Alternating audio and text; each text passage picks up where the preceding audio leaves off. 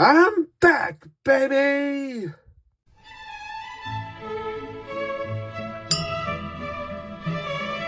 Hey there, party people. Welcome to Kramer Cafe. I'm Kramer. Let's get started. I'm sure you're probably wondering where I've been the last few months. Well, I was sick for a good couple of weeks. I might be selling a movie soon. And the most important thing that's kept my attention is that I actually have moved across the country. That's right. I finally escaped the devil's butt crack that is Florida and moved back to my hometown in the devil's armpit that is Texas. It's good to be back home, let me tell you. I really miss Texas and all the friends I made here growing up.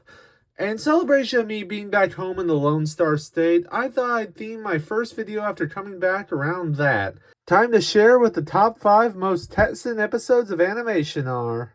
My name is Hank Hill, and I sell propane and propane accessories. Just one quick thing to mention here, I will not be including any episodes from King of the Hill in this list, because if I were to allow that, then the entire top 5 would be episodes from that show alone.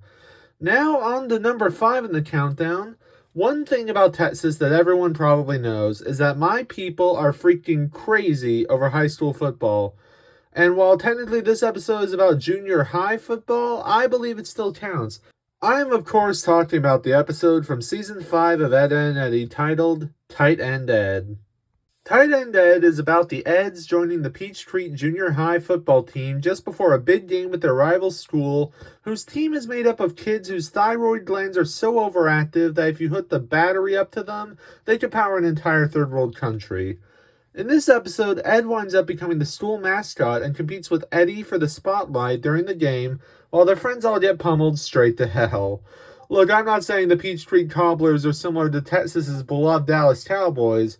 All I know is losing 62 to zip is something we'd be pretty much used to by this point. Moving on to number 4, we've got an episode that features Mexican food, extreme amounts of meat, and a deep appreciation for motor vehicles. It's the Season 5 episode of regular show, Every Meat Burritos.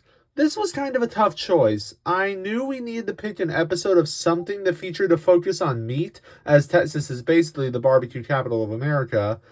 I almost went with the ultimatum episode of this same series, but then I remembered we here in Texas love us some Mexican food. Every Meat Burritos is about Mordecai and Rigby wanting to try a burrito with every kind of meat in it, but to do so, they need to own a car of some sort.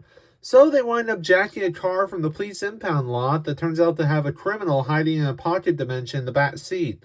Mordecai and Rigby eventually do get to enjoy their Every Meat Burritos, only to find out that the flavor just isn't as great as advertised. To be honest, while an episode featuring a burrito stuffed full of every kind of meat is a much better amalgam for life here in Texas, if given the choice between the two, I'd much rather try a taste of the ultimatum. The ultimatum is a cheeseburger stuffed inside a cheeseburger with 2 deep-fried cheeseburgers as buns, and then we add our special ketchup that we get from the Himalayas. Moving on to number 3, we've got an episode that features 3 things incredibly common here in Texas. Cows, a fear of the supernatural, and good old-fashioned racism. I'm of course talking about the episode of the Scooby-Doo show, A Bum Steer for Scooby-Doo. This episode features the Scooby Gang traveling to the ranch of Daphne's uncle, only to find out that said ranch is being haunted by a flying ghost bull named Tamuka. The gang investigates and discovers another ghost in on the plot in the form of a Native American medicine man who only ever says the words Muka Waka as dialogue. Look, I know the 1960s and 70s kind of have a weird relationship with Native American culture, but that's probably the most offensive representation of their people ever, since I found out the word tonto is Spanish for stupid. Now it's time for number 2 in our countdown. Family Guy is well known for making fun of all sorts of people, but boy howdy did they nail it with this episode that pokes fun of Texas. It's the Season 5 episode, Boys Do Cry. Boys Do Cry has the Griffin family being forced to move to Texas after an incident in Cohod that should have been easily explained causes the entire town to rally against the Griffins and ride them out of town. While in Texas, the Griffins enter a child beauty pageant, go on a panty raid at George Bush's house, and get punched in the face by Chuck Norris's beard fist. If it weren't for the fact that there's one glaring inaccuracy in this episode, it would probably be number 1 on this list. What's the inaccuracy, you may ask? Well, towards the end of the episode, Peter nearly gets murdered because apparently in Texas we execute the retarded. Look, if that were actually true, half the kids I went to high school with wouldn't have survived their senior year. Yuck. Before we get to number 1, let's have a few honorable mentions. First up is the episode of Total Drama Presents the Redonkulous Race taking place at a dude ranch called Little Bowl on the Prairie. Literally, the only reason why this didn't make the cut is because if I include an episode that takes Texas-themed elements but puts them in Canada, I'd get my Texan license revoked. Second up is the episode of Fairy Tale called What the True Heart Spins. Cowboys, guns, and dreaming of memories of snow are all hallmarks of life in Texas, but I had to docket points for the scene where Natsu and Happy wind up kissing. Here in Texas, the only animals we make out with are our horses.